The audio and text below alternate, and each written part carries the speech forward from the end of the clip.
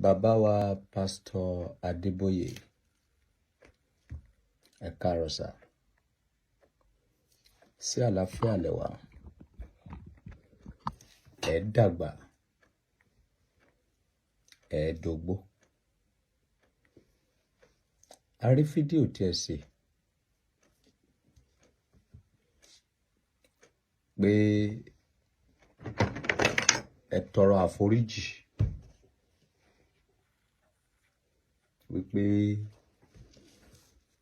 ìdámẹ́wàá, pé ẹ sọ wípé ẹni tí kò bá san ìdámẹ́wàá kò ní wọ ìjọba ọ̀run, wípé it's a mistake. Mo máa ní àwọn ìbéèrè kan tí mo fẹ́ béèrè lọ́wọ́ yín sà. Ẹni kò sí ní Bíbélì. Níbo lẹ̀yin ti rí tẹ́lẹ̀ kó tó di pé ẹ sọ? Àti wípé ṣé ó dáa kí ènìyàn Ọlọ́run kó máa sọ nǹkan tí ò sí nínú Bíbélì ọ̀rọ̀ Ọlọ́run? Kí ni Bíbélì sọ nípa ẹni tó bá fi kún ọ̀rọ̀ òun àti ẹni tó bá yọ kúrò?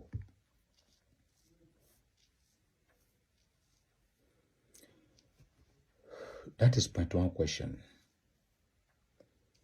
Kí ni ìdí tó fi jẹ́ wípé lẹ́yìn tí ẹ ti make ẹ̀ tán, lẹ́sẹ̀ wá decide wípé ẹ fẹ́ tọrọ àforíjì?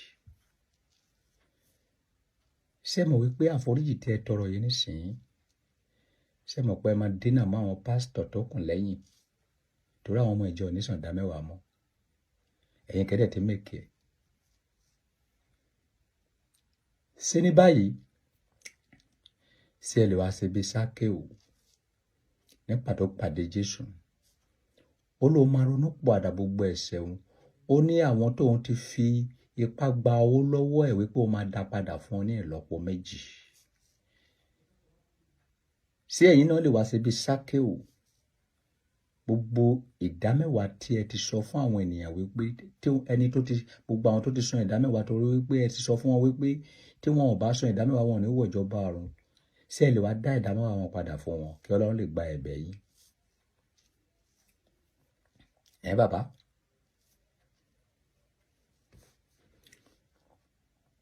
Àwọn ìbéèrè tí fẹ́ béèrè lọ́wọ́ yín nìyẹn sà. Ọlọ́run ràn yín lọ́wọ́ ẹ̀ ní rí dààmú. Bọ̀ mo gbà yín ní àmọ̀ràn torí kò ní dá kí àwa ènìyàn ká máa tan ara wa. Tẹ́ bá fẹ́ kí Ọlọ́run gba ẹ̀bẹ̀ yín tàbí kó gba ìdáríjì yín, gbogbo àwọn ẹ̀dá ènìyàn tó ti san ìdámẹ́wàá fún yín torí wípé ẹ sọ wípé wọn ò ní rí ìjọba ọ̀run wọ̀ tí wọn ò bá san, ó yẹ kẹ́ lè dáwọ́ wọn padà fún wọn. Ìgbà yẹn la máa mọ̀ wípé lóòótọ́ ẹ fẹ́ ronú pìwàdà àti wípé ẹ ti rẹ́dí àti tọrọ ìdáríjì ẹ̀ṣẹ̀. Ṣùgbọ́n mo fẹ́ kẹ́ mọ̀ wípé ìdáríjì tẹ́ tọrọ yìí ó máa jẹ́ kébi pa àwọn pásítọ̀. Ebi máa pa àwọn tí ò tí ì gòkè. Lẹ́yìn tẹ̀yin ti ṣoríire tán, lẹ́yìn ẹ̀ṣẹ̀ wá jẹ́wọ́. Sẹ́rí pé ti dínà mọ́ àwọn tó wà lẹ́yìn. Torí ìdámẹ́wàá ò ní pé mọ́ any moment from now. So bàbá, Ọlọ́run ràn yín lọ́wọ́. Ìyẹn ti bàbá Adébóyè. Gbogbo ẹ̀yin ọmọ Nàìjíríà, àti 2021 mo ti máa ń bá yín sọ̀rọ̀. Ṣùgbọ́n ẹni wèrè ni mí. Ṣùgbọ́n ìgbà tí mo rí wípé àwọn ọmọ mi ti pọ̀ ń ta ló wà tí mo fi step down. Ó yẹ kí ẹ máa bọ́ mi ní Nàìjíríà ni. Ó yẹ kí ìjọba Nàìjíríà máa fún mi lówó. Torí mo ti sọ fún yín ti pẹ́ pé ìdámẹ́wàá, àwọn pásítọ̀ sọ wípé Old Testament ò dáa, but inú Old Testament náà ti yọ ìdámẹ́wàá. Ìdámẹ́wàá ọrẹ àtinúwá ni. Ẹni tó bá san, tó bá wá láti inú ẹ̀ tó bá san, kì í ṣe àfipáṣe, kì í ṣe tipátipá, kì í ṣe by fire by force. Ìdámẹ́wàá ò ní í ṣe pẹ̀lú ìjọba ọ̀run. Torí pé o jẹ́ Kristẹni kò sọ wípé kó má lọ sílé babaláwo, kó má lọ yẹ nǹkan wò. Torí Dáfídì tó bá fẹ́ lọ sójú ogun ó máa lo nǹkan tó ń pè ní éfódù. Éfódù ìgbà yẹn ni ifá òde òní. Éfódù, Úrímù á béèrè ọ̀rọ̀ lọ́wọ́ ẹ̀ pé ṣé kí n lọ sójú ogun kàbí kí n má lọ. Paul ó fi apron tí àwa Yorùbá ń pè ní ìbàǹtẹ́ ó fi ṣiṣẹ́ ìwòsàn fún àwọn ènìyàn. Bíbélì pè ní àkànṣe iṣẹ́. Ọlọ́run sì ti ọwọ́ Paul ṣe iṣẹ́ àkànṣe. That is Act of Apostle, chapter 11, 19 to 20. No, Act of Apostle 19, verse 11 to 12. Ló sọ bẹ́ẹ̀. Ẹ̀yin generation yìí, ẹ lọ ro ọpọlọ yín dáadáa. Kò sí nǹkan tó burú téèyàn bá lọ sí church. Tí owó ìdámẹ́wàá bá wà lọ́wọ́ ẹ tó bá wùn ẹ́ láti san, bóyá pastor ẹ̀ ń ṣiṣẹ́ dáadáa ó fẹ́ fún lówó ó lè fún. But ìdámẹ́wàá ọ̀kan ṣe fún ti pastor, àwọn tálákà ló ní ìdámẹ́wàá, àwọn aláìní. Ìdámẹ́wàá ò dẹ̀ kì í ṣe owó. Ìdámẹ́wàá jẹ́ oúnjẹ tí àwọn ènìyàn máa kó lọ sí church, táwọn èèyàn máa pín. Ẹ mú gbogbo ìdámẹ́wàá sí ilé ìṣúra. Kì í ṣe dandan kí ibẹ̀ jẹ́ church. Ẹ lè kọ́ ilé kan, ẹ̀yin olówó, kẹ́ lọ máa kó oúnjẹ síbẹ̀. So àwọn èèyàn lè láǹfààní láti lọ máa gbóúnjẹ àwọn tó bá kún díẹ̀ káàtó fún. Wọ́n ṣe ẹ̀sìn kò sọ fún ọ wípé kó má lè ṣe nǹkan tó tọ́ sí ẹ, kò sọ pé kó má lè lọ sọ́dọ̀ babaláwo kó lọ gba nǹkan tó máa ṣe ìwòsàn fún ara rẹ̀. Kò sí yàtọ̀ wípé kó ń sọ fún wípé lórúkọ Jésù kí gbogbo eégún tẹríba, kí àìsàn ṣe ẹ́ kó lọ sí hospital kó lọ gbo oògùn. O ti sin Ọlọ́run míì nìyẹn, o ti gbẹ́kẹ̀lé ìkan míì yàtọ̀ sí orúkọ Ọlọ́run nìyẹn, yàtọ̀ sí orúkọ Jésù nìyẹn. Ẹ rí pé mi ò bá yín sọ̀rọ̀ mọ́ ní Nàìjíríà torí mo rí pé àwọn ọmọ mi ti pọ̀ ń gbòòrò, àwọn èèyàn tó ti já ti pọ̀. Èmi ló là yín lójú ní Nàìjíríà, whether you like it or not. I have started my program 2021 to tell the whole world that religion brings hatred, while love brings everybody together. Tó bá ti ń ṣe ẹ̀sìn ẹ lọ, má gbé ẹ̀sìn sórí, èjìká lèèyàn máa ń gbé ẹ̀sìn sí. Lọ sí church kó lọ múnú ara ẹ̀dùn kó lọ make ara ẹ happy. Kì í ṣe gbogbo nǹkan táwọn pastor bá sọ fún yín ní kẹ́ máa tẹ̀lé. Ẹ wo nǹkan tí bàbá yìí sọ yín sí, ó ti dènà mọ́ àwọn pastor tó kù. Àwọn pastor tó kù yín sì ò lè rí ṣe mọ́. Torí ìdámẹ́wàá yẹn everybody gbójúlé tó fi ń ṣe pastor. Ní báyìí wọ́n ti jẹ́wọ́ wípé mistake ni kò sí ní Bíbélì, wípé ẹni tó bá sọ ìdámẹ́wàá kò ní wọ ìjọba ọ̀run. Many people will draw back, they will not pay it again. Ebi máa pa àwọn pastor, ẹ pẹ̀lẹ́. Ebi ló ń pa mánámáná kù. Ẹ lọ kọ́ṣẹ́, ẹ lọ wá nǹkan gidi ṣe. Let's make Nigeria better. Ẹ ká jọ sọwọ́ pọ̀ kí Nàìjíríà lè ní ìlọsíwájú. Ẹ̀yin àfáà, ẹ̀yin babaláwo, mo tún gbọ́ wọ́nran tẹ́ ń ṣe lórí támẹ̀tì lọ́jọ́ mẹ́ta tẹ́ ń bú ara yín tẹ́ ń sọ oríṣiríṣi. Ìwọ tó bá jẹ́ ọmọ Yorùbá tó bá kẹ̀yìn sísẹ̀ sí, kò sórúkọ míì tó jẹ́jọ́ máa lè. Allah, Ọlọ́run àwọn Arab ni, a ò mọ Allah ní Nàìjíríà níbí. God, Ọlọ́run àwọn Kristẹni nìkan ni. Elédùmarè lọ́lọ́run títí wá nílẹ̀ Yorùbá.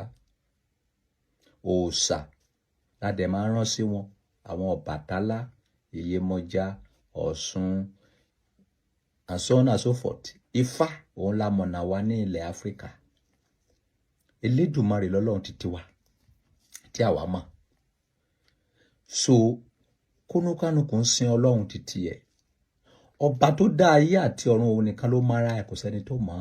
Ẹ má yẹ kẹ́nìbọ̀dì fi ẹ̀sìn tàn yín jẹ mọ́. Ẹ jí kúrò nínú oorun tí ẹ wà. Ìwọ ọmọ Yorùbá tó wà nínú Kristẹni tó jẹ́ pé ẹ̀jẹ̀ Yorùbá ló dà á.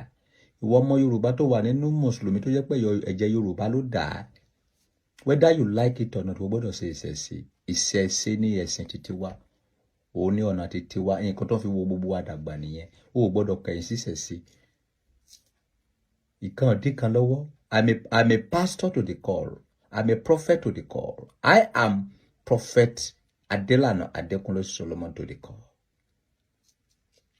But yín ò dí mi lọ́wọ́ pé kí má lọ yẹ fáwò, kí má tọ́jú bọ̀lé, kí má ṣe nǹkan tó tọ́ àti nǹkan tó yẹ fún ìwòsàn ara mi, fún ìlọsíwájú ara mi, láì bàtẹ́ níbọ̀ jẹ́.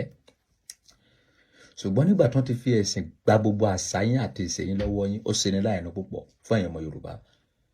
Ọba Solomoni, ọba àgbáyé, sọ fún yín gbogbo yín lónìí wípé ìṣẹ̀ṣe òun ni ti ọmọ Yorùbá. Kristẹni, Mùsùlùmí, ẹ̀sìn àjèjì ni nílẹ̀ Yorùbá. Ó dẹ̀ dá kò burú tó bá fẹ́ ṣe, ṣùgbọ́n má torí pé o ti ń ṣe ẹ̀sìn àjèjì kó wá kẹ̀yìn sí ibi tó ti ṣẹ̀ wá. Má torí wípé o ti rí bàbá olówó kò ní bàbá ẹ tó jẹ́ wípé tálákà ni ẹ pé kò kí ń ṣe bàbá ẹ. Ọmọ tó bá fọwọ́ sí júwe lé bàbá ẹ ọmọ àlè ni. Odò tó bá gbàgbé orísun ó máa gbẹ dànù. So Pastor Adébóyè, Ọlọ́run wà pẹ̀lú yín sà. So àtúnṣe yìí tẹ́ bá fẹ́ ṣe tán, ẹ jọ̀ọ́ mo bẹ̀ yín tọrọ Ọlọ́run. Àwọn tí ẹ ti sọ fún wípé tí wọn ò bá sàn ìdá mẹ́wàá wọn ò ní wọ̀jọba ọ̀run, ẹ ti jẹ́wọ́ ẹ̀sìn pé kò sí Bíbélì, ẹ dáwó wọn padà fún wọn. Kí ẹ̀bẹ̀ yín, kí Ọlọ́run bá lè gba ẹ̀bẹ̀ yín, kẹ́ bá lè rí àánú gbà. Àgbà ti dé o. Kẹ́ lè rí nǹkan dá padà sí ọ̀dọ̀ ẹni tó rán yín níṣẹ́, tó bá jẹ́ pé lóòótọ́ lè lọ nìkan rán yín níṣẹ́ ni o. Torí ẹ̀yin nìkan lẹ mọ̀ bóyá èèyàn kan rán yín níṣẹ́, bóyá ẹnìkan rán yín níṣẹ́. Bọ̀ tó bá jẹ́ pé fẹ́ lóòótọ́ lẹ fẹ́ lọ jíyìn fún ẹnìyẹn, ẹ gbìyànjú kẹ́ dáwọ́ àwọn tí ẹ ti sọ fún wípé tí wọn ò bá san ìdá mẹ́wàá wọn ní rọ̀rùn wọ̀, tó dẹ̀ jẹ́ pé ìbẹ̀rù ẹ̀ náà fi sanwó fún yín, ẹ dáwọ́ wọn padà fún wọn. Ẹ̀yin ọmọ Yorùbá tẹ́ ń bára yín jà lórí íńtánẹ́ẹ̀tì, ẹ̀yin oníṣẹ̀ṣe, ẹ̀yin àfáà aláìnírònú ara Galatia nìyí. Ẹ lọ ronú pìwàdà, ẹ sì ra yín lóṣooṣù ọwọ́. Ẹ̀sìn ò sọ wípé kẹ́ di ẹ̀ hàn náà. Gbogbo àwọn tó ń jà lórí mùsùlùmí ní orí íńtánẹ́ẹ̀tì torí ti owó Sáúdí tó fẹ́ máa gbà lọ́wọ́ àwọn ènìyàn, torí ti sàkáàtì because wọn ò níṣẹ́ lápá, iṣẹ́ àfáà ẹnìkan náà gbójúlé. So ẹ̀yin ènìyàn ẹ má gbọ́rọ̀ sí wọn lẹ́nu mọ́, ẹ padà sínú ìṣẹ̀ṣe. Ìwọ tó bá mọ̀ pé ó fẹ́ ṣe mùsùlùmí ẹ má ṣe mùsùlùmí ẹ lọ but ìyẹn ò dí ẹ lọ́wọ́ kó má ṣe ìṣẹ̀ṣe. Ìṣẹ̀ṣe làgbà, ìṣẹ̀ṣe ní ti Yorùbá. Nǹkan táwọn bàbá wa fi hàn wá nìyẹn. Ọmọ tó bá wá fọwọ́ sí júwe lé bàbá ẹ̀, àjẹpọ̀ máa lè nìyẹn. Bíbélì wa sọ wípé àwọn àgbà ló sọ bẹ́ẹ̀, wọ́n ní bí irọ́ bá lọ lógún ọdún, ọjọ́ kan lòtítọ́ máa bá. Ẹ wo ọdún tí àwọn Kìrìsìtẹ́nì mùsùlùmí ti ń purọ́ fún wa bọ̀. Òtítọ́ ti ń dé díẹ̀díẹ̀ o, ọjọ́ ẹ̀san ti ń dé fún àwọn ènìyàn. Ní generation ọba Solomoni, ìwọ tí ò bá ti wá ní làákàyè kó lo ọpọlọ ẹ, kó jára ẹ, kó nínú ìdí ayé, kó fi ara ẹ láti ṣe nǹkan tó bá wùn ẹ, tí kìí ṣe nǹkan tí pásítọ̀ sọ, ó kùn sọ́wọ́ ẹ o, ó kùn sọ́wọ́ ẹlẹ́dàá. Orúkọ tèmi lẹ́ẹ̀kan sí ni Adélànà Adékúnlé Solomon, aka ta ló fẹ́ kú bàbá àgbà one before, but now King Solomon for the whole universe. The only man that knows the secret of Oko and Obos, the only man that can talk truth to anybody and nothing will happen. If anything happen, anything will spoil. If anything spoil, there will not be solution. Your fourth generation will suffer for it. Ire o, ìṣẹ̀ṣe làgbà.